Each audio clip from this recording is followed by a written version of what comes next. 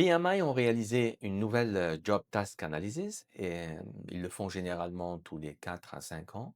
Et là, ils ont détecté deux grandes tendances mondiales qui ont poussé le PMI à moderniser l'examen. Premièrement, l'intégration massive de l'intelligence artificielle dans la gestion de projet.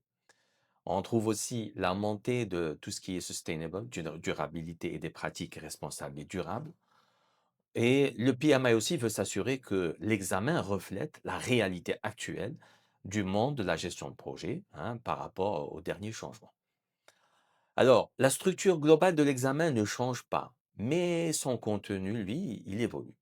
Il va y avoir, bien sûr, les trois domaines comme pour les années précédentes, le domaine People Management, Process et le domaine Business Environment, sauf que les pourcentages vont changer. La partie People va baisser un peu pour l'environnement commercial.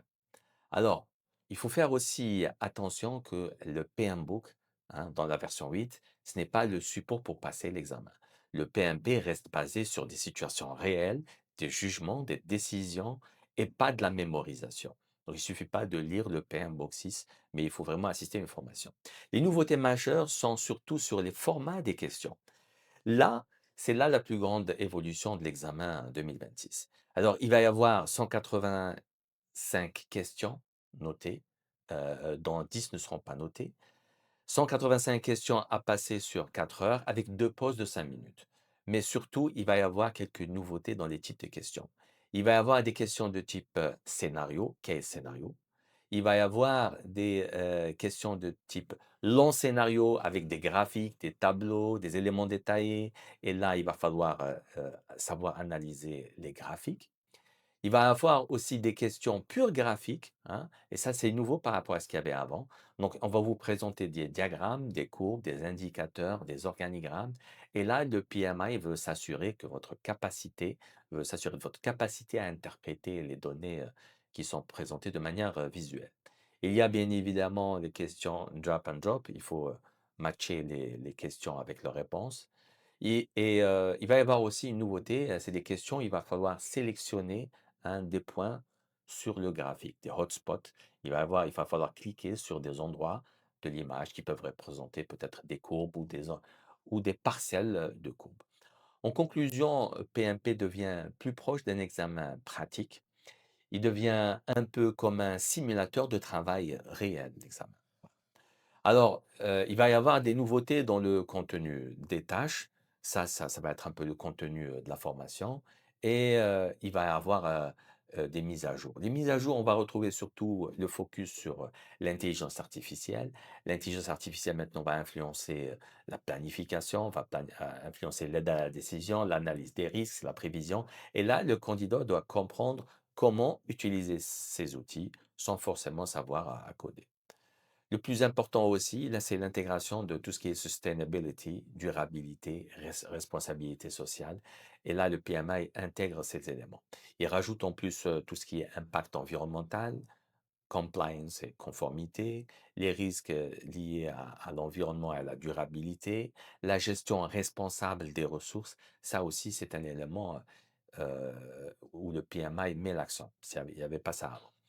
Et bien évidemment, l'accent est mis aussi sur la livraison de la valeur. C'est tout le management qui bascule vers la livraison de la valeur. Donc là, le chef de projet doit démontrer qu'il apporte vraiment de la valeur dans les projets et pas uniquement livrer des simples livrables. On retrouve toujours les approches prédictives, agiles et hybrides. Et il va y avoir une répartition qui va être autour à peu près de 40% pour les projets prédictifs et 60% pour tout ce qui est agile ou hybride. Là, il n'y a pas un grand changement. Alors, l'examen PMP, ce n'est pas un examen agile, ce n'est pas un examen waterfall, c'est un examen qui teste votre capacité à choisir la meilleure approche selon le contexte du projet. Alors, l'éligibilité évolue un peu. Elle évolue dans le sens où on peut revenir 10 années en arrière. Vous pouvez revoir dans les 10 années en arrière, est-ce que vous avez le nombre de mois nécessaires pour pouvoir prétendre à l'examen.